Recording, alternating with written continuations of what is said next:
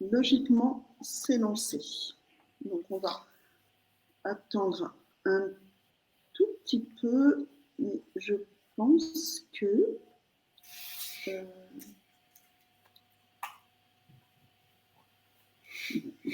logiquement, ça devrait le faire. En tous les cas, c'est lancé. On est en direct, je le vois. Cool, génial. Eh bien, bonsoir à tous. À nouveau, l'histoire de leur début. Je constate sur les précédents directs que j'ai faits que je ne me suis jamais vraiment présentée. Donc voilà, comme j'ai eu un petit challenge à faire, je vais le faire tout de suite. Donc moi, je suis Eliane Doudon, je suis coach et je travaille avec la marque en fait Phoenix Coaching et j'accompagne en fait les entrepreneurs et les porteurs de projets à la réalisation de leur justement de leur projet ou à la création de leur entreprise ou de leur job, principalement en travaillant sur la vision qu'ils peuvent avoir de du job qu'ils veulent faire, donc leur vision, en travaillant aussi sur la responsabilité, c'est-à-dire la prise de responsabilité par rapport à leurs actions, en fait, et pas toujours laisser la responsabilité à l'univers. L'acquisition aussi de l'autonomie, parce que quand on veut devenir entrepreneur ou quand on a un projet à pouvoir avoir envie de créer, on a besoin effectivement d'être autonome dans les prises de décision et d'en savoir qui on est. Donc voilà, aujourd'hui, moi, je travaille là-dessus. Et dans le cadre justement de ces créations de projets, etc., aujourd'hui, je reçois mon bon ami Willy Marsan, qui est, salut, qui est coach sportif et holistique. Alors, Willy, je l'ai invité ce soir parce que il a une expérience un petit peu particulière puisqu'il propose en fait des bains froids, c'est-à-dire qu'il vous propose tout simplement de venir en plein hiver, en maillot de bain, vous plonger dans des eaux qui ne font pas plus de, je ne sais pas, 3-4 degrés, quelque chose comme ça. Non, ça c'est du glaciaire. Donc voilà, l'expérience un petit peu particulière. Et donc, au vu de ça, Willy, je pense, a une très très bonne appréhension de ce que peut être le stress dans toutes ses formes. Et le stress, on sait très bien que lorsque l'on crée une société ou lorsque l'on crée un job, on est souvent soumis au stress. Donc, je vais demander à Willy un petit peu son parcours. On va discuter un petit peu de son parcours. On va discuter un petit peu de la manière qu'il a de pouvoir créer les choses. Et puis, derrière, on parlera stress. Et Willy nous dira un petit peu ce qu'il en pense. Voilà un petit peu tout.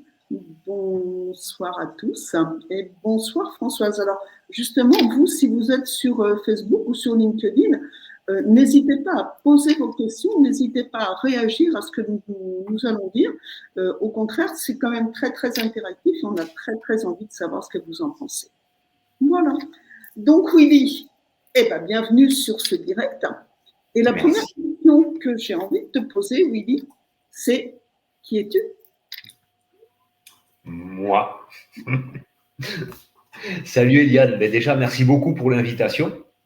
Et cette question, qui je suis, c'est forcément difficile à répondre, surtout en peu de temps comme ça, parce que ça dépend un peu des moments de la journée. Je peux être une personne, je suis toujours Willy, je suis le même fond, mais alors actuellement, on peut dire que la plupart du temps dans ma journée, je suis régisseur de spectacle, je travaille dans un théâtre.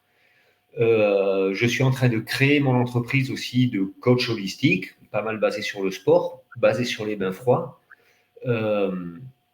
Et moi, j'arrive de plusieurs milieux, on va dire, professionnels, parce que j'ai essayé, j'ai fait le compte, là, je dois être entre 10 et 12 métiers que j'ai essayé déjà. Là, j'ai 43 ans, donc il y en a qui ont duré 6 mois, il y en a qui ont duré plusieurs années. Mais j'arrive, tout était du salariat. Tout arrivait du salariat. Donc moi, j'arrive d'un fonctionnement salarié. Et salut Françoise, merci. et, et puis, donc moi, je me lance dans l'entrepreneuriat, donc je suis un nouvel entrepreneur et qui se retrouve confronté face à beaucoup de situations stressantes. Donc voilà, si je devais dire qui je suis maintenant, c'est un petit peu ça. C'est encore salarié, dans le confort du salariat, en même temps dans l'inconfort de ce que ça représente aussi moralement et mentalement. Et je me lance un défi de vivre un rêve. Et vivre un rêve, c'est super beau, mais c'est pas facile. Ok, mais écoute, très très bien. Donc, bienvenue dans l'entrepreneuriat, j'aurais tendance à dire. Merci. Maintenant, Louis, tu disais que tu étais effectivement salarié et qu'aujourd'hui, tu souhaites te lancer effectivement dans l'entrepreneuriat. Moi, j'ai une question. Quel a été le point de bascule? Parce que quand on est salarié, généralement, on a quand même plus ou moins un bon job. Enfin, tu disais effectivement que tu en as fait beaucoup, mais je suppose qu'en restant dans le salariat, il n'y avait quand même pas de difficultés particulières. Qu'est-ce qui, un jour, a fait que Willy a eu envie de tenter une autre aventure? Ce qui a fait ça, c'est pas de me dire tiens, je vais devenir entrepreneur. C'est plutôt l'idée de me dire je vais créer mon boulot à mon image. Et pour pouvoir faire ça, ben, il faut que je passe par la case entrepreneur. Parce que si je ne passe pas par la case entrepreneur, je vais aller me raccrocher à un autre projet dans lequel il y a plein de projets dans lesquels je pourrais être coach sportif, je pourrais même être coach holistique, mais je vais me raccrocher à une énergie qui existe déjà et dans laquelle il va falloir que je m'adapte parce que c'est pas moi qui vais créer. Même si on m'offrait un poste, ok, vas-y, tu crées ton poste, ce que tu veux, il y aura des valeurs de l'entreprise qu'il faudra que je suive. Alors que mon projet, mon but, c'est de créer mon identité entière avec mes valeurs, avec mon énergie, avec ma vision. Et c'est ça que j'ai envie de partager au monde. Et donc forcément, je dois être porteur de cette énergie. Et pour être porteur de cette énergie, il faut que je sois entrepreneur. Ok. Donc, si je comprends bien, ce qui a fait le point de bascule, c'est effectivement la prise de conscience que tu avais envie, en fait, de transmettre quelque chose qui t'appartenait à toi complètement et non pas qui était soumis quelque part au diktat du salariat, enfin, au diktat ou au projet, effectivement, de gens que tu pouvais avoir. Une certaine forme de liberté de réalisation, en fait. Oui, ouais. Ça me fait penser en même temps qu'on parle, là, il y a un principe qui est donné par un monsieur qui s'appelle Peter Koenig, qui est le principe source. Et le principe source, c'est la personne qui est à la base de la création d'un projet, et c'est elle, qu'elle le veuille ou non, mais qui tient énergétiquement le projet. Et donc, si on n'est pas le principe source de notre projet, donc la personne qui a eu l'idée de faire ça et qui a la vision de ce projet, ben forcément, on va être, comme tu dis, sous un diktat ou en tout cas, on va devoir s'adapter à une vision qui n'est pas la nôtre. Et moi, l'intérêt de ça, c'est vraiment de créer la chose qui est ma vision pour pouvoir y mettre toute mon énergie et pour pouvoir l'adapter à mon être entier. Donc ça passe par la découverte de moi-même pour pouvoir ensuite la retranscrire et la proposer au monde. Ok, et tu m'avais autorisé, je crois, je t'en avais parlé, tu m'avais autorisé à le mentionner, euh, cette notion d'avoir envie effectivement de créer quelque chose, est-ce que c'est arrivé rapidement ou est-ce que c'est venu avec le temps en fait et particulièrement, je dirais peut-être, après ce premier point de bascule qui a été ton accident de la circulation? Ouais, j'ai eu un accident assez sérieux là en 2019, en mai 2019. J'ai eu la jambe broyée sous le genou avec tous les ligaments du genou, de la cheville qui ont pété. J'ai eu 6 opérations en 2 ans après. C'est ça, moi, qui a fait le point de bascule. Hein. J'ai découvert la remise en forme, en fait. Parce que moi, j'arrive d'un milieu assez alternatif, on va dire ces 20 dernières années, ouais, où ben voilà, aller à la salle de sport, c'est un peu quand même pour les kékés, puis tout ça, puis avec un peu des visions. Et là, j'ai pas eu le choix que d'aller à la salle de sport. Et en fin de compte, je me suis aperçu les bienfaits que ça pouvait m'apporter. Et puis de ça, donc des grosses rééducations. Et tout d'un coup, en fait, je me suis dit, mais je suis bien ici, je suis bien à prendre soin de mon corps, je suis bien à me rendre compte quel intérêt ça a de faire de l'activité physique. Euh, et, et j'ai eu envie de proposer ça. J'ai vu les bienfaits que ça a fait sur moi. Et je me suis dit, mais si ça le fait sur moi, alors ça peut le faire sur plein de monde. Et j'ai envie de le transmettre de mon point de vue, de mon énergie. Parce que dans les salles de sport, ben, ce n'était pas toujours mon point de vue, ce n'était pas toujours pour moi les bons conseils ou la bonne façon d'aborder la chose. Enfin, la bonne façon, c'est pas une bonne ou une mauvaise, c'était pas une qui était adaptée à moi et qui englobait toute ma vision. Et je voyais qu'au fur et à mesure du temps, cette vision grandissait. Et on en revient à ça où, ben, pour transmettre moi ma vision, la mienne, et donc ça passe par l'entrepreneuriat. Et donc forcément, cet accident, un accident ou une maladie, c'est un point de bascule. C'est un point de bascule. Ça remet en cause l'identité, en fait, quelque part. Ça remet en cause l'identité. Et puis, il y a plusieurs positionnements à avoir face à ça. On peut se victimiser. Moi, en plus, j'étais pas du tout responsable de cet accident, responsable légalement. Donc, c'est la voiture, je l'ai pas vu surgir et puis je me suis écrasé dedans. J'ai une jambe broyée. De là, je peux me dire, oh là là, ça y est, tout s'arrête dans ma vie. Et puis, je suis une victime. Et puis, je m'arrête. Et puis, je me mets à boiter et je boite toute ma vie. Ou alors, je vais porter un autre regard dessus en disant, OK, qu'est-ce qui m'arrive? C'est quoi ce point de bascule? Pourquoi il m'arrive ça maintenant? Qu'est-ce que je peux en faire? Comment je peux transformer cette situation? Et comment je vais, le maximum possible, la tourner à mon avantage? Ok, donc ça a été vraiment une prise de conscience et une remise en question, en fait, de tout ce qui était désimportant, quelque part, peut-être aussi. Oui, parce que, comment dire ça? Ben depuis, tu vois, c'était en mai 2019, et comme tu dis, en fait, quels sont mes importants? Et en fait, depuis ça, en effet, c'est là où j'ai commencé vraiment à creuser. Avant ça, j'étais déjà un peu dans le développement personnel, dans le truc, et puis je regardais des choses. Mais ça, c'est vrai que ça a été un point de bascule où ça vient chercher au fond, quoi. Parce que j'ai été bloqué au lit pendant parfois un mois et demi, à très peu pouvoir me lever, ou alors à me lever pas plus d'une demi-heure par jour.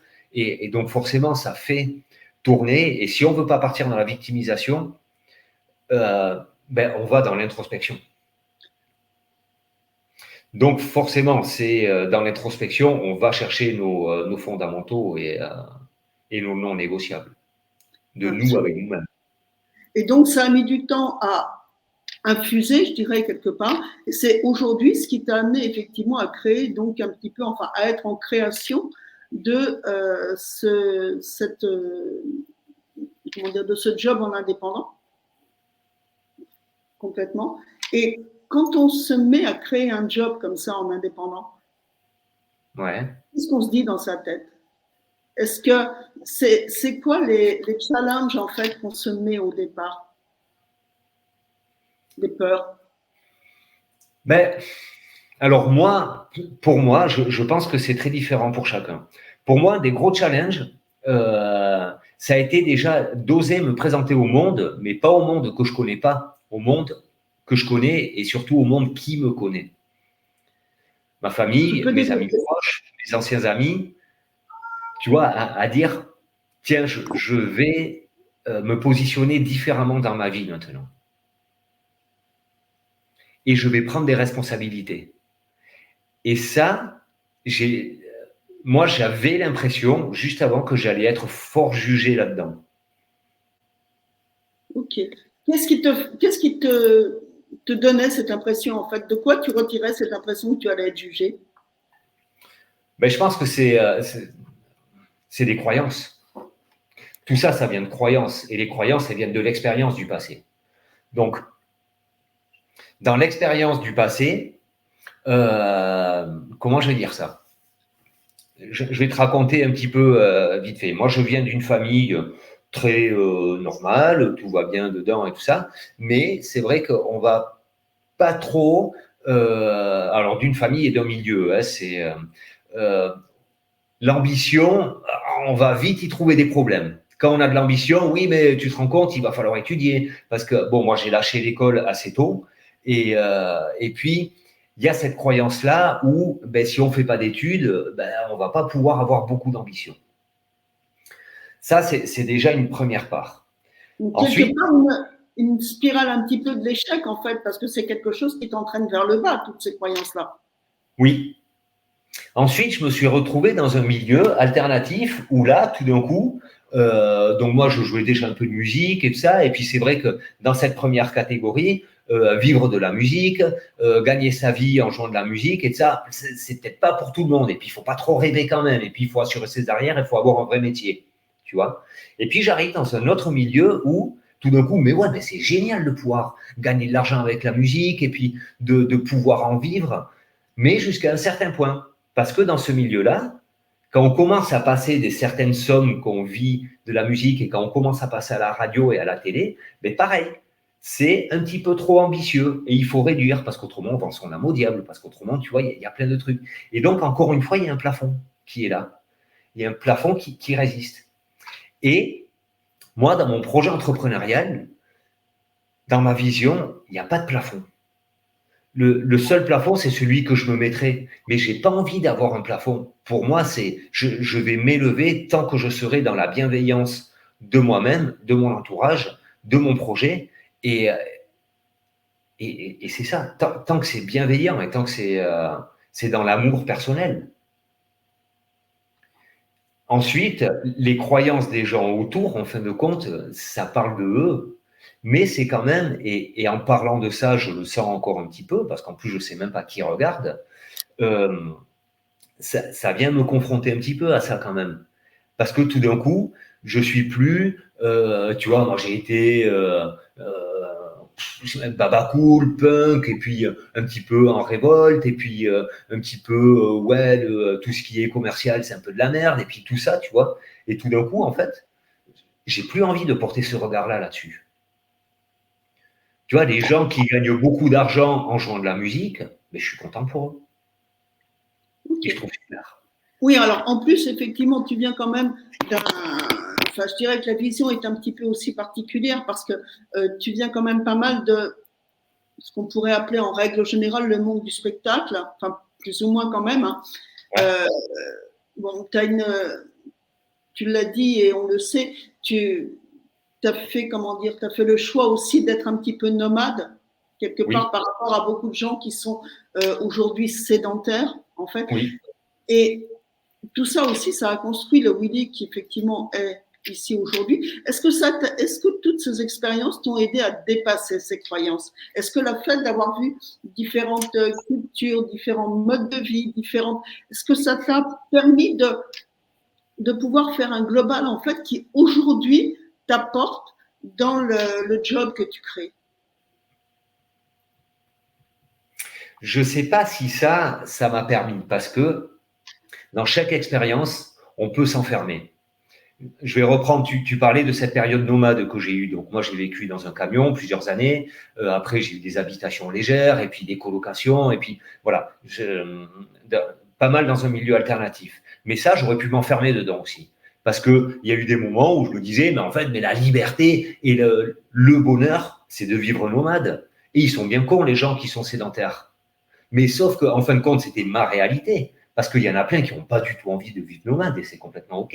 Donc, je ne sais pas si c'est ces expériences-là qui m'ont permis de m'ouvrir à d'autres visions ou de réussir à passer les challenges. Mais en tout cas, je crois qu'en fait, ce qui me vient maintenant, ce qui permet de prendre des décisions dans sa vie, je crois qu'en fait, c'est l'acceptation de qui on est. Peu importe ce qu'on a vécu et peu importe notre passé. C'est accepter qui on est pour se dire, bien sûr que moi, je vois de la valeur à qui je suis, avec qui je suis, Et depuis là, on va pouvoir se challenger dans la bienveillance. Et en fin de compte, moi, ce qui me permet de me challenger, c'est pas le fait d'avoir été nomade, c'est pas le fait d'avoir été musicien, c'est pas le fait de venir du monde du spectacle, c'est le fait que tout d'un coup, je me suis dit, mais comment je vais réussir à me donner la valeur que j'ai envie de me donner. Et ouais, et juste pour finir ça, me permettre de me donner cette valeur-là, c'est m'autoriser à créer la vie que j'ai envie de vivre. Ok, donc aujourd'hui, le challenge, c'est effectivement me connaître moi, être authentique et me créer ce dont j'ai envie. C'est me donner de l'amour, me donner de la considération et de l'amour pour pouvoir oser créer la vie à l'image à l'image du bonheur que j'ai. C'est extrêmement génial ce que tu dis, effectivement. Te donner à toi de la reconnaissance, te donner de l'amour. Alors que bien souvent, et je repars un petit peu effectivement sur les problèmes entrepreneuriaux, mais quand on a envie de créer un job, et moi ça a été le cas aussi quand j'ai commencé à créer le mien, on s'attend souvent à pouvoir s'exposer pour recevoir de la reconnaissance de l'extérieur en fait. Alors que le mindset est complètement différent à prendre. Oui. Et toi, ce mindset, tu ne l'as jamais eu, le fait d'aller chercher la reconnaissance à l'extérieur au départ pour pouvoir savoir qui tu es. Tu es passé directement de je suis ça et donc je me reconnais dans ce que je suis. Non, non, non, pas du tout. Pas du tout, parce que le boulot que je fais encore actuellement en tant que salarié de régisseur de spectacle, c'est un peu challengeant pour moi de dire ça quand même. Mais ce boulot, je l'ai choisi parce que dans le milieu dans lequel j'étais, quand on devenait régisseur de spectacle, au regard de certaines personnes et d'une globalité, on devenait presque un demi-dieu, tu vois. Et donc pour moi, il y avait clairement une reconnaissance du milieu social dans lequel j'étais qui faisait que j'avais plus de reconnaissance en étant régisseur de spectacle que si j'avais été banquier, tu vois. Dans le milieu dans lequel j'étais, être banquier, c'était le diable, tu vois. Donc du coup, j'ai été chercher une reconnaissance là-dedans. Et maintenant, c'est un des grands challenges que je vis dans mon entrepreneuriat, c'est ne pas aller chercher une reconnaissance. C'est justement ne pas continuer ce schéma dans lequel notre société globalement est beaucoup, c'est d'avoir un résultat, de s'identifier à ce résultat. Mais ça, on le fait parce que on arrive d'un fonctionnement où enfant, on nous a toujours demandé, est-ce que tu as des bonnes notes à l'école? Est-ce que tu as réussi ton examen? Est-ce que tu as choisi un bon métier? Mais par contre, la tendance, elle n'était pas de nous demander comment tu te sens à la fin de ta journée de l'école et qu'est-ce que ça te fait tu vois, c'est quoi la raison pour laquelle tu pleures? Et viens, on s'assoit, on va parler de ça. Et c'est OK d'avoir un problème. Et tu vois, on ne va pas aller chercher une solution pour effacer un problème dans la bienveillance. On va aller observer le problème et voir laquelle solution est la meilleure dans cette situation. Okay. Oui, tu vois, et c'est là où on va plus chercher un résultat. Parce qu'il y a le problème, il crée la contrainte, le stress, et depuis là, on va trouver une solution pour effacer le problème. Alors que si on regarde le problème, ok, est-ce que ce problème-là me met réellement en danger de mort? Ok, non. Je me détends et je vais chercher une solution. Et moi, c'est vraiment ça à quoi j'aspire dans mon projet entrepreneurial. Ok, donc c'est vraiment effectivement la recherche de la solution et oui, la tranquillité en fait de la recherche de la solution. Et les challenges, quand on commence à penser à créer un job et qu'on commence à créer un job, c'est quoi les premiers challenges? Parce que bien souvent, quand on commence à créer, une des premières questions qu'on se pose, c'est est-ce que j'ai toutes les compétences pour? Est-ce que je sais faire? Comment tu as réagi avec ça, toi? Comment tu as réagi avec ce stress-là de dire est-ce que je vais être entendu? Est-ce que je vais être écouté? Est-ce que j'ai les capacités pour? Alors moi, mon gros challenge, ça a été ça. Mais c'est pas mon plus gros. Moi, les compétences, je me suis dit, OK, j'ai pas les compétences, fais voir, il y a des formations, je vais aller chercher. Donc ça, pour moi, ça n'a pas été le gros challenge. Ensuite, il y a du challenge parce que il faut étudier, il faut apprendre, il faut intégrer, tout ça. Mais ça me met pas en danger de mort. Moi, ce qui me met en danger de mort, c'est le rejet, en fait. C'est le rejet de mon entourage qui, dans ma croyance, va dire, mais tu te prends pour qui à devenir coach? Tu te souviens, enfant, comment t'étais truc, et tu te souviens, à 20 ans, comment tu rejetais tout, et puis même, comment t'as chié sur les coachs aussi, à 25 ans, quand t'étais punk, tu vois, et tout ça, tu vois. Et en fait, pour moi, là, le gros challenge, il est d'arriver sur les réseaux sociaux, et donc à tout le monde, et donc aux gens que je connais aussi, et aux gens qui me connaissent depuis longtemps, qui m'ont connu dans la contraction, dans mes colères, dans mes faiblesses, dans tout ça. Et en fait, de montrer, oui, j'évolue. Oui, et d'assumer ça. Et ce que tu dis est effectivement important parce que le fait de gérer effectivement les réactions des autres, ou ne serait-ce que les réactions qu'on va avoir par rapport à l'exposition qu'on peut faire. Moi, je sais que à l'âge que j'ai, effectivement, quand j'ai commencé à me mettre sur les réseaux sociaux, ce que tu parles, je l'ai vécu complètement aussi. Le fait de dire, mais voilà, est-ce que je vais être entendue en fait? Est-ce qu'on va m'entendre? Est-ce que je suis encore légitime à le faire quelque part? Et l'apprentissage, c'est la confiance en soi. Mais c'est un stress aussi quand on se pose ces questions-là. Et justement, c'était une des questions que j'allais te poser et tu y as pratiquement répondu. Quand on dit à son entourage, enfin, là, je vais peut-être élargir un peu l'entourage, hein, pas simplement la famille, etc., mais les gens qui nous connaissent, en fait, et qu'on leur dit, ben voilà, je vais créer un truc, je vais avancer sur un truc. On a souvent des réactions de stress de la part des gens, mais leur peur, en fait, qu'ils nous envoient. C'est-à-dire, tu ne devrais pas, t'es salarié, fais gaffe, c'est difficile. Et tu en parlais avec l'implication de l'enfance, en fait. Et ça aussi, c'est extrêmement important. L'implication de l'enfance qui vient dire, bah, tu sais, dans notre milieu, faut pas avoir beaucoup d'argent, ou les riches, c'est pas, etc. Il y a d'ailleurs quelqu'un qui en parle très très bien, qui parlait de Peter Koenig, effectivement, qui a, comment dire, qui a toute une méthode en fait de travail avec l'argent, si je me trompe pas, et en particulier Christian Junot aussi, d'ailleurs, qui travaille là-dessus. Et c'est vrai que toutes ces injonctions, en fait, qu'on reçoit enfant, ce sont des choses après qui nous poursuivent et qu'on a énormément de difficultés en fait à pouvoir, il y a des fois dépasser, sauf si on peut arriver à se faire aider. Mais voilà, c'est jamais très très facile de dire ok, on m'a dit que je ne devais pas avoir d'ambition, moi je vais en avoir, mais comment je vais faire? On est aussi dans un stress, c'est-à-dire comment je vais faire, comment je vais pouvoir y arriver. Donc ça. Et ça, effectivement, c'était quelque chose, et je crois qu'on l'a tous vécu d'ailleurs, ce fait d'avoir des contraintes de l'enfance. Et moi, j'ai une autre question pour toi. Oui.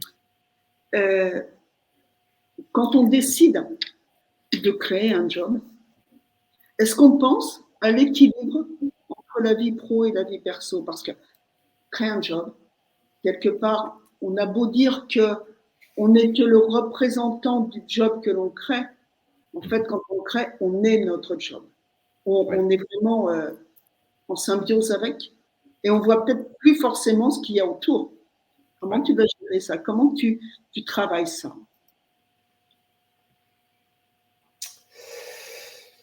Comment je pourrais répondre à ça? Parce que, en plus, mon challenge, et comme beaucoup peut-être qui nous écoutent, il y a plusieurs cases un peu de création de job. Il y a une création d'entreprise, je deviens artisan, tu vois, je deviens maçon ou peu importe, et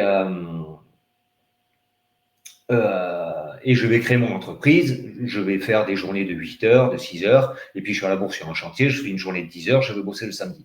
Ça, c'est une chose. Ensuite, des métiers passion comme nous on crée, justement, qui est pour moi, en tout cas, ça devient un métier passion dans l'accompagnement de l'humain. C'est vrai que ça pourrait facilement se mélanger parce que en plus de ça, maintenant, il y a les réseaux sociaux. Donc, sur les réseaux, on va répondre à une question et comment ça nous prend. Mais je crois qu'il faut consciemment se mettre des limites et se dire les dimanches, je n'ouvre pas les réseaux sociaux. Les dimanches, je reste en famille. De telle heure à telle heure, je n'ouvre pas les réseaux sociaux professionnels. Je peux séparer les réseaux personnels professionnels, avoir 2 téléphones. En fait, il faut se mettre des limites. Est-ce qu'on les crée facilement, ces limites-là? Parce que se mettre des limites, c'est bien beau, mais on va se dire, Oui. dans la tête, on va dire, OK, là, je prends ma semaine et voilà, le samedi, le dimanche, je fais pas ça, etc.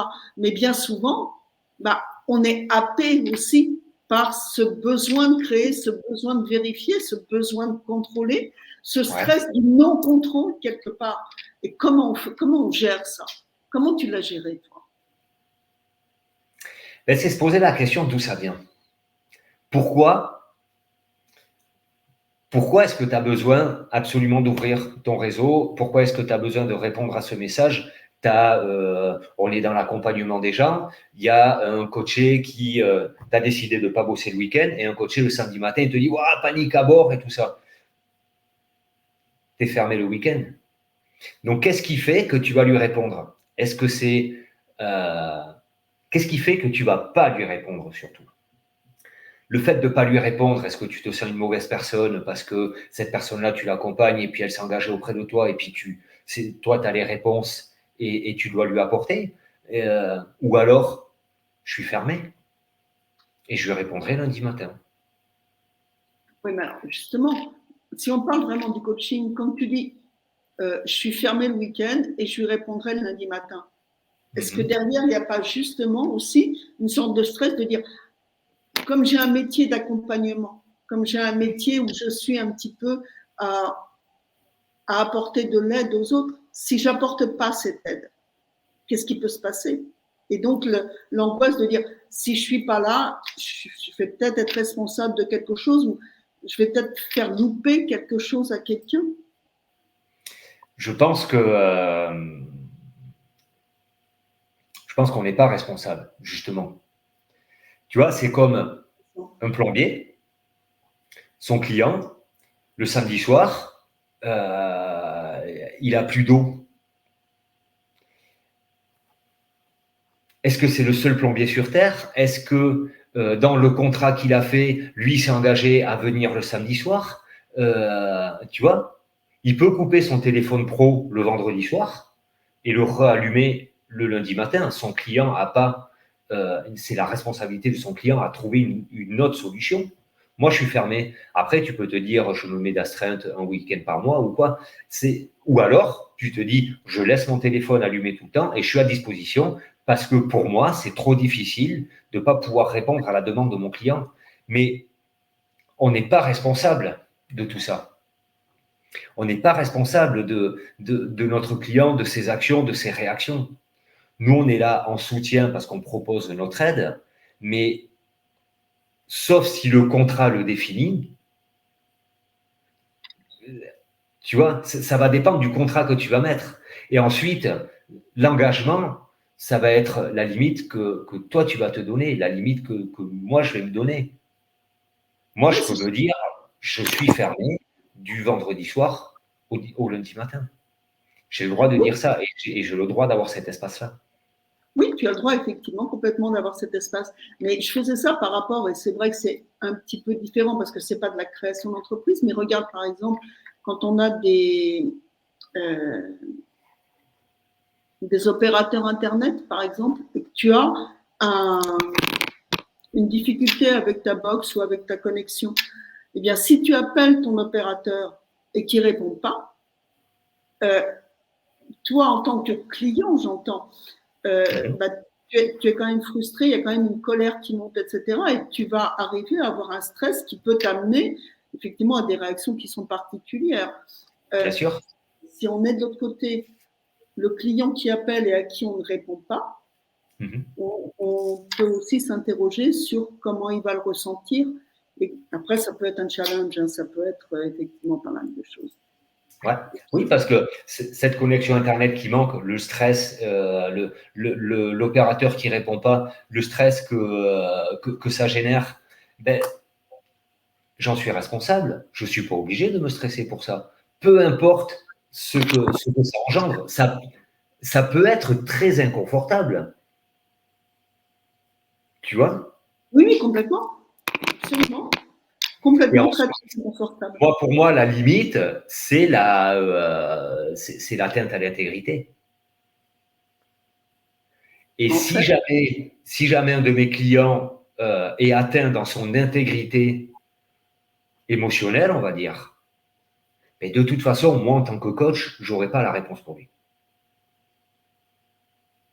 Oui, tu vois? C'est vrai que tu n'auras pas la réponse pour lui complètement. C'est ça. Et l'opérateur Internet qui ne répond pas, si le stress que ça génère chez son client, ça va jusqu'à l'atteinte de son intégrité, voire ça met sa vie en danger, c'est pareil. L'opérateur, il ne peut rien pour ça. Parce que ce n'est pas la connexion Internet qui va générer un stress tellement gros, tu vois. Non, c'est le manque de connexion. C'est le manque de connexion, en fait. C'est le fait de ne pas avoir l'environnement habituel et donc d'être challengé sur une difficulté circonstancielle. Oui. Oui, complètement. Oui, oui, bien sûr. Mais ça, c'est la responsabilité de chacun. Et justement, c'est là où quelle pensée on a. Parce qu'en tant qu'entrepreneur, on doit se poser la question, quelle pensée on a le plus souvent dans la journée? Quel genre de pensée? Parce que ces pensées-là, elles vont nous créer des émotions. Ces émotions, qu'est-ce qu'on en fait? Parce que de ces émotions, on va avoir des comportements selon comment on les gère. Ces comportements vont nous emmener à des résultats. Et donc, au départ, observons nos pensées. Et j'y reviens dessus parce que ça, moi, pour moi, c'est la base de tout. Et ça devrait être, à mon avis, la base d'un programme scolaire. Quelle considération je me donne à moi pour pouvoir faire le tri dans mes pensées. Oui, et pour effectivement accepter aussi qui je suis, etc., en ayant notre propre reconnaissance complètement. Exactement. Est-ce que je m'identifie à des résultats? Et dans ces cas-là, si je m'identifie à des résultats, eh bien alors, la frontière entre le personnel et le professionnel, elle va être beaucoup plus dure à observer. Alors que si je ne m'identifie pas à des résultats, je suis une bonne personne, même si mon client n'est pas content, mon client peut être extrêmement frustré, peut couper le contrat, peut faire des commentaires sur Internet en disant c'est vraiment, Willy, c'est le pire coach de la Terre entière. Le seul impact que ça pourra avoir sur moi, c'est celui que moi, peut-être pas je choisirai, mais en tout cas, je laisserai filtrer en moi. Parce que si j'ai de la considération pour moi, que j'ai de l'amour pour moi et que je ne m'attache pas aux résultats, ben, je peux avoir beaucoup de compassion pour cette personne-là qui est frustrée par mon coaching, mais je peux aussi me dire, écoute, je n'étais pas la personne adaptée pour cette personne-là, et puis je suis une personne adaptée pour une autre.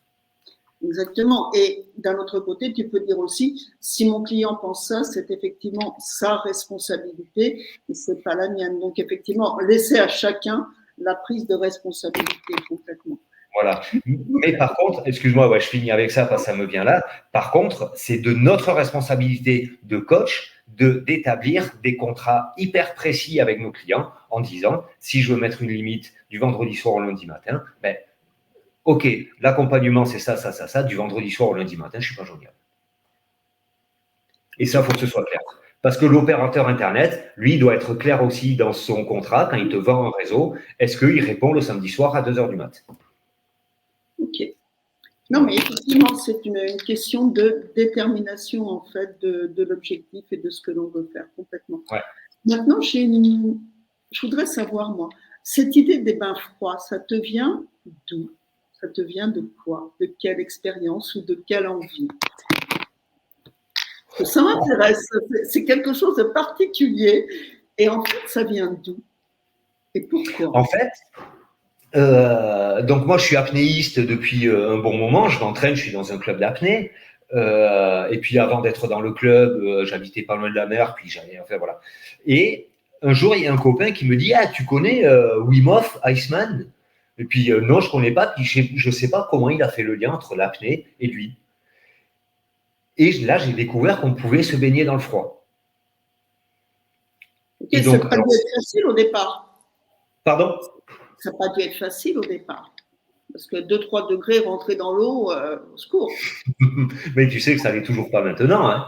Ça, c'est le bain froid, c'est pour la plupart des gens, c'est rarement facile, comme l'entrepreneuriat. C'est pas tous les jours facile. Et on voit, nous, des gros entrepreneurs qui sont à l'aise sur les réseaux, qui ont des entreprises florissantes et tout ça, ils nous le disent. Ceux qui sont, en tout cas, honnêtes et qui se livrent, ils disent, mais franchement, c'est pas facile.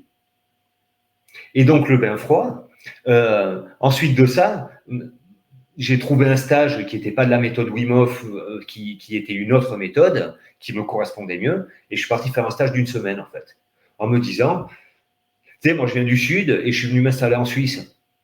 Et les 2 premières années, quand il y a 10 jours où on ne voit pas le soleil et où la température, elle ne passe pas au-dessus du zéro, c'était un peu dur à encaisser. Et donc, je me suis dit, mais en fait, il va falloir que je change de regard sur le froid, justement. Et ça a été le déclic à me dire, mais ouais, je vais changer de regard sur le froid. Maintenant, j'ai décidé de vivre dans un endroit où il fait froid beaucoup dans l'année. Et pour moi, c'est énorme. Donc, il va falloir que je fasse avec. Donc, j'ai fait ce stage d'1 semaine. Et puis, j'ai continué. Et je me le suis approprié. Okay. Et aujourd'hui, ça t'apporte quoi alors? Et qu'est-ce que tu peux apporter en fait avec cette proposition que tu fais? C'est quoi l'objectif pour proposer ça à des gens? Et quel est le rapport que tu en fais effectivement? En fait, tu l'as un petit peu expliqué, mais j'aurais que tu ailles un petit peu plus loin avec la création entrepreneuriale en fait. Alors, aller se mettre dans un bain froid. Pour faire rapide, il y a toute une notion où, en effet, on stimule le système immunitaire et tout ça et tout ça. Il y a ça. L'autre, ce que moi j'aime mentalement, en tout cas, c'est se créer une situation de stress et de voir comment, selon la façon dont je réagis à cette situation de stress, quel impact elle a sur moi. Si je rentre dans le froid, en étant comme ça, et puis j'aime pas le froid et tout ça, tu vas pas au-dessus des genoux, c'est sûr. Ensuite, il y a... Perso, moi, j'y mets même pas un pied. Ça, c'est net. Ouais. Et ensuite, il y a, OK, je suis dans une situation super contraignante. Est-ce que ça me met en danger de mort direct? Voyons, non. Est-ce que j'arrive à rassembler mon esprit, à le centrer ici et à étendre ma respiration? Parce que tout le système nerveux, si lui se dit, OK, respiration régulière, détente des membres, détente des muscles, information au cerveau, tout bien, on est tranquille. Donc, du coup, tout ce cerveau-là, lui, se met pas en alerte. Et les 3 grandes alertes qu'on a en tant qu'humain, si, avec Willy, on y arrive, Françoise. Les 3 grandes alertes, c'est où on va se battre, où on va courir, où on va s'inhiber, on va s'endormir, tu vois. Mais si le cerveau reçoit des informations du corps par le système nerveux de « OK, on est en sécurité, on est détendu », il va accepter tout ça. Il va accepter et cette situation inconfortable, en fait, va pas avoir un impact énorme. Elle va juste nous emmener à nous obliger, en fin de compte, à vivre le moment présent. Ici et maintenant, seconde après seconde, je suis en sécurité. Tu vois ce que je veux dire? Et la sécurité, ça veut dire que je ne suis pas en danger de mort à cette seconde-là. Oui, c'est un petit peu la même chose, effectivement, que de vivre enfin, ça revient à vivre l'instant présent, mais les conditions sont quand même particulières. Et donc, par rapport à l'entrepreneuriat, en fait, si on fait un parallèle, c'est effectivement ça, c'est connaître son objectif, savoir ce que l'on veut et rester en fait en prise de recul et détendu en fait par rapport à ce que l'on veut, à ce que l'on veut faire. Oui. Et toi, tu passes énormément par la respiration, alors. Mais la respiration, c'est un outil, en fin de compte. C'est un outil pour dire là-haut, tu vois, tranquille. Tranquille, ça va, tu vois. C'est un peu ça. On va respirer tranquillement, détendre tout. Et donc là-haut, tout d'un coup, boum, ça ralentit les machines. Tu vois, si on a une respiration active et qu'on est tendu, là-haut, les machines, elles s'activent et boum, on fume. Et ça, vous pouvez essayer, ceux qui écoutent, là, vous pouvez l'essayer. Hein. Mettez-vous en contraction et faites comme ça. Il y a une autre sensation que vous vous détendez. Et tout d'un coup, il y a autre chose qui se passe. Et dans une situation de stress, c'est la même chose. La situation qu'on rencontre pour la plupart des personnes, on est en voiture, quelqu'un qui nous fait une queue de poisson, et en plus de ça, qui nous engueule, qui nous klaxonne, on a deux façons de réagir à ça. Tu vois, il y a ça. Et qu'est-ce qui se passe là-dedans et quelle solution je vais choisir sur le moment? Ou alors, ah tiens, je vis un moment de contraction. Lui, il m'énerve, mais on change de regard sur la situation, je prends du recul. Est-ce que vraiment je suis en situation de danger une fois que ce chauffeur-là, il est parti? Ok, et là maintenant, qu'est-ce que je prends comme décision sur la situation? Pour moi, l'entrepreneuriat est de moins en moins, mais dans les débuts, m'afficher au monde sur les réseaux sociaux en disant « je vais créer mon entreprise et devenir coach », c'était beaucoup plus dangereux que dans les bains froids. Ah ouais, quand même. Ah ouais, clairement. Clairement. Ok, beaucoup plus dangereux dans le sens que de la, comment dire, de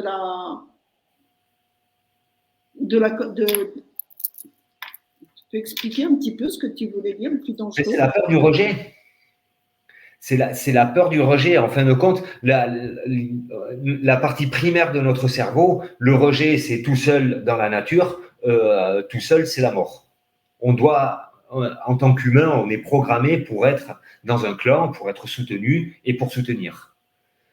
Et donc, si on est rejeté de notre clan, on est tout seul, on va mourir. Et donc, si je m'affiche à mon clan autre que ce pourquoi ils m'ont aimé. Moi, mon clan, ils m'ont aimé parce que j'étais un peu rock'n'roll, parce que je raconte des conneries, parce que je m'habille un peu, j'ai rien à foutre, parce que voilà, parce que toute l'image que j'ai créée. Les gens m'ont aimé pour ça. Tu vois? Et tout d'un coup, je change. Je suis plus d'apparence le même. Moi, pour moi, je suis le même dans mon évolution, mais pour mon clan, ils m'ont pas aimé parce que je suis coach entrepreneur. Oui, en fait, tu as perdu l'image que, enfin, tu as, tu as perdu quelque part. Enfin, ils ont perdu l'image qu'ils avaient de toi. C'est ça, dans ma croyance. C'est exactement ça. Et donc, même dans leur comportement, comportement. Alors, en fin de compte, et j'allais en venir à ça, en fin de compte, j'ai eu aucun mauvais retour, j'ai eu aucune contraction, j'ai eu aucun rejet de personne. Au contraire, j'ai eu que du soutien. Tu vois, le reste, est-ce qu'il y en a eu? Je ne sais pas. En tout cas, je ne l'ai pas vu, tu vois. Donc, c'est vraiment les histoires que je me raconte. Et ça, c'est important d'en prendre conscience. Autant que dans le bain froid, on peut aller dans le froid et rester plusieurs minutes dans une eau à 0 degré par moins 15 degrés dehors. J'en suis la preuve vivante. Françoise qui réagit ici aussi. On y était, il faisait moins 12, moins 14. On est vivant. Donc tout ça, c'est des histoires qu'on se raconte aussi. Je ne dis pas que c'est confortable, mais ce n'est pas des dangers de mort. Après, moi, j'ai une question, là, je vois une question de Françoise qui dit Willy, si tu regardes le Willy d'il y a quelques années et le Willy de 2023, qu'est-ce qui a fondamentalement changé en toi? Intéressante la question. La considération que je me donne. J'apprends à m'aimer. J'apprends à m'aimer et ne pas m'identifier à des résultats ou à des comportements de gens. Ok, mais est-ce que tu parlais tout à l'heure effectivement de toutes les limitations en fait que les adultes mettent aux enfants sur tout ça. Est-ce qu'aujourd'hui ça a encore d'une manière ou d'une autre pour toi un impact? Tu veux dire l'enfance que j'ai eue, l'impact que ça a aujourd'hui? Oui, je veux dire, tu disais que tu étais, enfin, au début, tu nous as gentiment confié que, effectivement, dans le milieu où tu étais, il y a des fois, bah, fallait pas trop avoir d'argent, c'était pas bien, c'était pas ci, c'était pas ça. Quand on a des croyances comme ça, malgré tout, elles font partie après de l'éducation, elles font partie fondamentalement de ce que de la manière dont on se construit, en fait. Et aujourd'hui, même avec toute l'évolution que tu as eue, avec tout le travail, le développement que tu as fait, est-ce que ces croyances-là, elles ont encore à un certain moment un impact? Et si oui, comment tu les gères? Alors, oui, il y a des moments, elles ont encore un impact. Euh, Comment je les gère? Ben, ça passe encore par l'amour de soi. Parce que dans l'amour de soi et la considération personnelle qu'on va se donner, on va se donner le droit de se dire, OK, je suis en train de vivre une contraction, je me sens tout tendu dans mon corps. Prise de recul. Pourquoi? Qu'est-ce que je suis en train de vivre? Quelle blessure est activée ici? Et dans cette considération de soi, la blessure, elle va se présenter, elle va dire, c'est moi qui suis là. Ah, c'est toi. D'accord. OK. Alors, qu'est-ce que tu veux? Viens, on s'assoit, on respire, on prend du recul et on prend une décision depuis là. En fait, c'est savoir s'écouter quelque part. C'est savoir s'écouter, mais pour savoir s'écouter, faut apprendre à s'aimer. Parce que c'est. Regarde, une personne que tu n'aimes pas, une personne extérieure, tu ne vas pas l'écouter. Tu l'aimes pas, tu n'en as rien à faire de ce qu'elle dit. C'est vrai. Et d'un autre côté, il y a des fois, ce que tu vas entendre de toi-même, tu ne vas tellement pas le croire que tu vas finir par l'admettre si quelqu'un d'extérieur te le dit. Donc, ce n'est pas forcément non plus complètement simple. Ouais, mais pourquoi tu ne te crois pas à toi? Mais parce que peut-être que tu n'as pas cette considération. Tu vois, je dis tu, je parle de moi, bien sûr. On ne s'écoute pas parce qu'on n'a pas cette considération à se dire je ressens ça, je vais faire confiance à ce que je ressens. Et parfois, en fait, ces ressentis, et je pense que là, il y a une charnière, c'est que ces ressentis nous met face à une situation qui peut être qualifiée d'échec. Parce que je viens de m'agacer avec mon collègue de boulot et je viens de lui répondre depuis un endroit de contraction et je lui ai dit de la merde et puis je suis en situation d'échec parce qu'en plus de ça, je fais du développement personnel et franchement, c'était pas bien vu tu vois, et tout ça, je peux me faire des jugements. Et sauf que si j'ai de la considération pour moi-même, eh bien, malgré le fait que je fasse du développement personnel, malgré le fait que je lui ai mal parlé, malgré le fait de ça, je viens de vivre ça. Ok, quel regard je vais y porter dessus? Et comment je vais m'accueillir là-dedans et me le pardonner?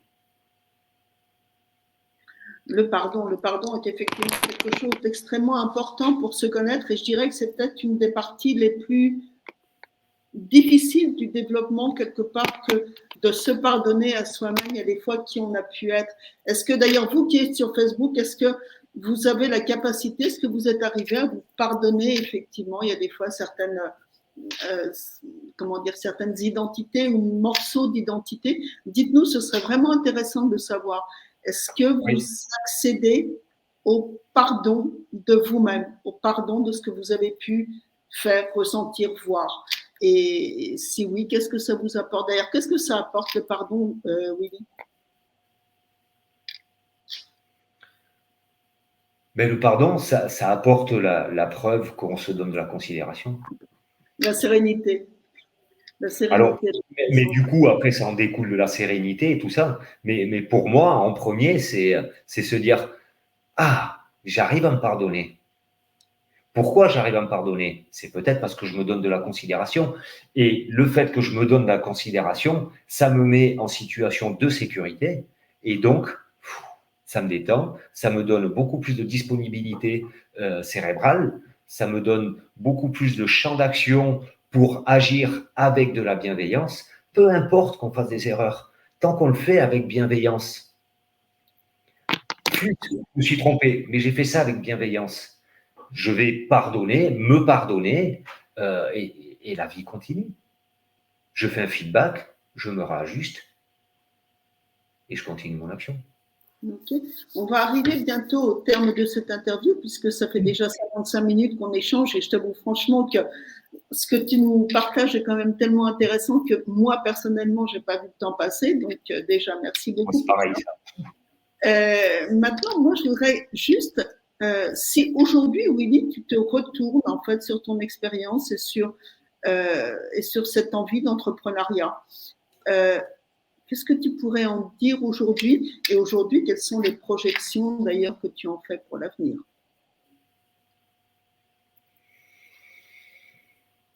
Alors, je vais commencer par la deuxième partie parce que c'est ça qui me vient. Les projections que j'en fais pour l'avenir, c'est que je veux rester dans la vision de ce que je veux créer sans me faire rattraper par les histoires que je me raconte et les croyances que j'ai sur le monde de l'entrepreneuriat et les peurs par rapport à l'argent et les peurs de résultats et les peurs de manque et tout ça et tout ça. Je veux garder ma vision. Et donc aujourd'hui, Willy, tu accompagnes qui alors?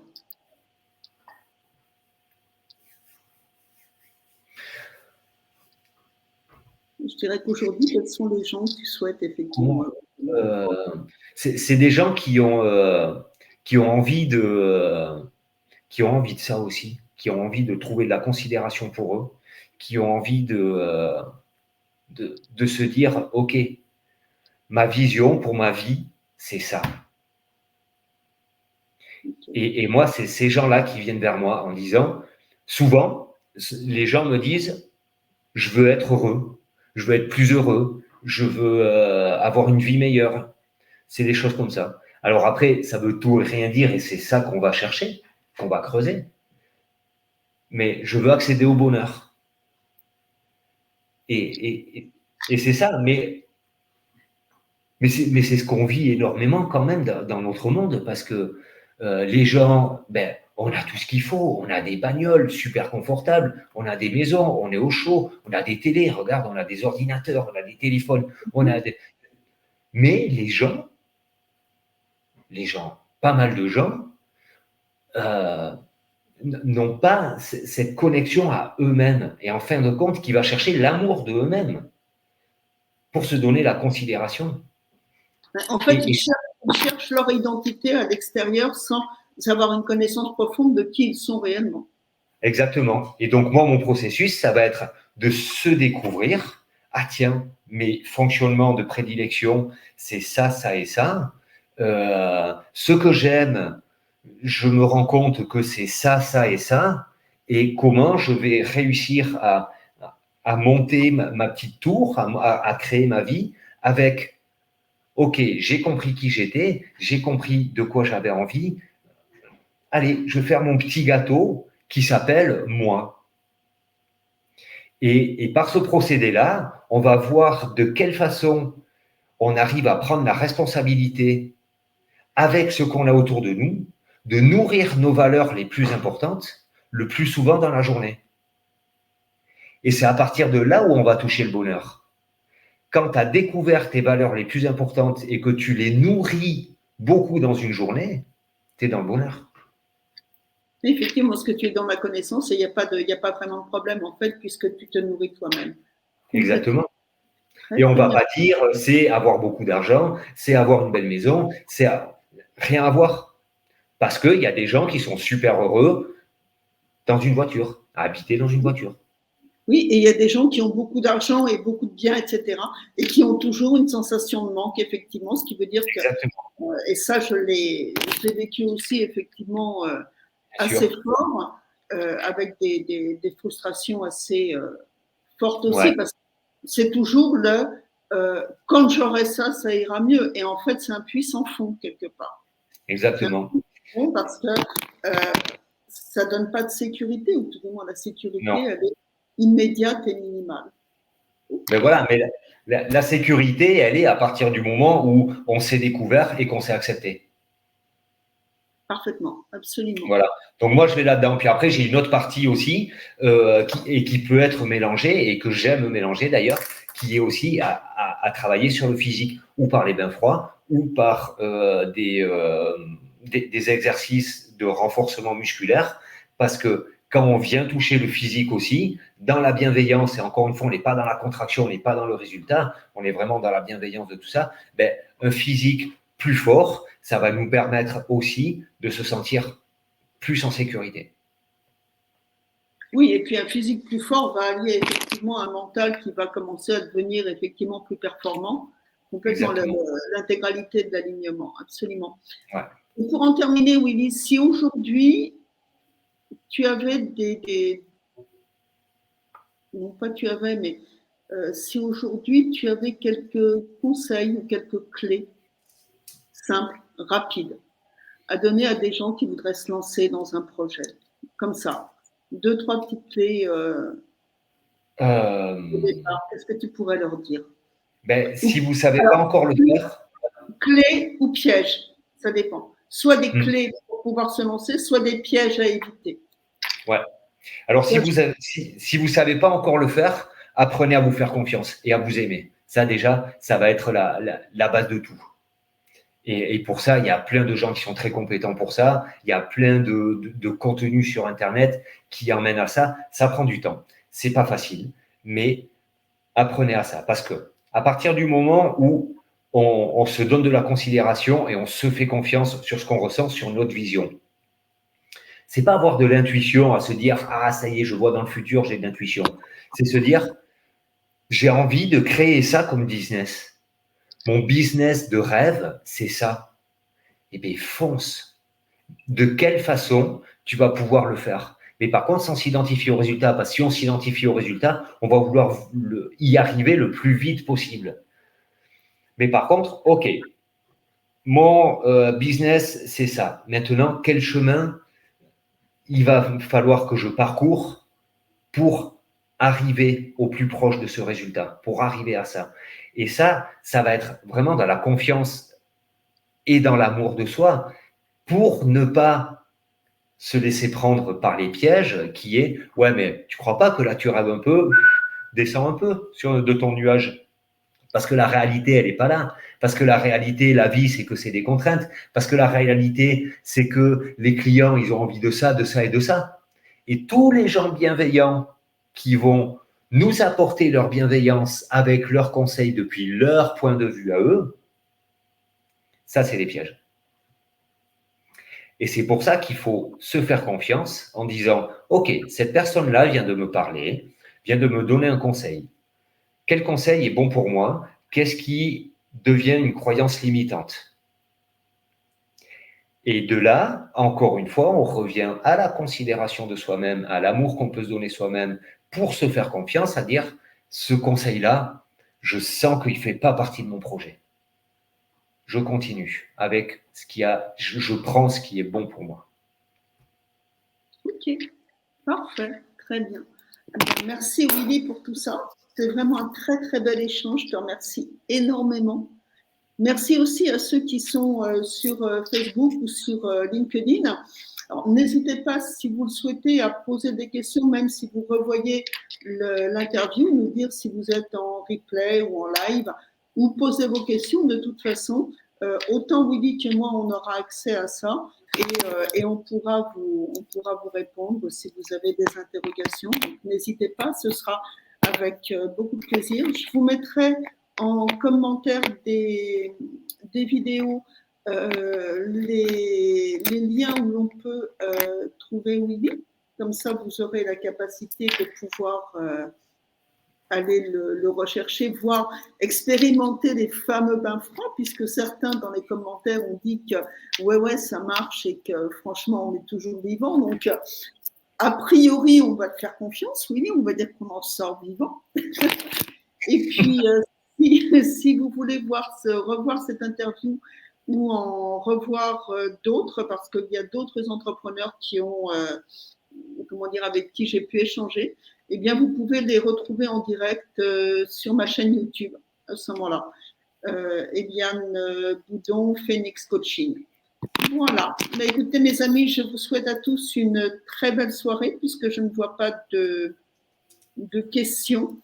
Et puis, je vous dis à bientôt, à mardi prochain, en fait. Mardi prochain, on recevra quelqu'un qui est entrepreneur à plus de 60 ans. Donc, si ça vous intéresse, ne manquez pas le rendez-vous. À très bientôt. Au revoir tout le monde. Merci beaucoup. Salut.